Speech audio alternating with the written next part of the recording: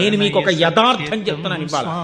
ఒక్కొక్కసారి ఏ దీక్ష లేకుండా అయ్యప్ప స్వామి గుడికి వెళ్ళినటువంటి కొంతమందికి అసలు జీవితంలో అయ్యప్ప దీక్ష తీసుకొని వాళ్ళు కొంతమంది ఆ గుడికి వెడితే 50 సార్లు దీక్ష తీసుకున్న వాళ్ళకన్నా కూడా అద్భుతమైన రీతిలో అయ్యప్పని సేవించుకునే అదృష్టాన్ని ఆయన ఇచ్చిన సందర్భాలు ఎన్నో ఉన్నాయి.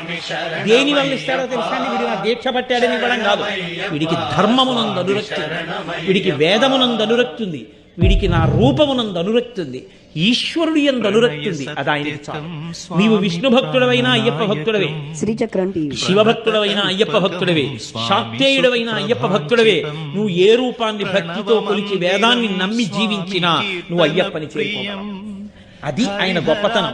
శివకేశవుల యొక్క అభేదమైనటువంటి రూపం, అంతటి గొప్ప స్వరూపం, సమస్త దేవతా సమాహారము. అటువంటి మహాపురుషుణ్ణి సేవించడానికి జీవితంలో గురువు గారితో అనుబంధం ఏర్పడి ఆయన మెడలో మాల వేసి శ్రీరామ రక్ష కట్టి చిట్ట చివర మళ్ళీ ఇరుముడి కట్టే పర్యంతం 41 రోజులు నువ్వు నాతో కలిసి ఉండవచ్చు. గురువుగారిచ్చిన మహదవకాశం.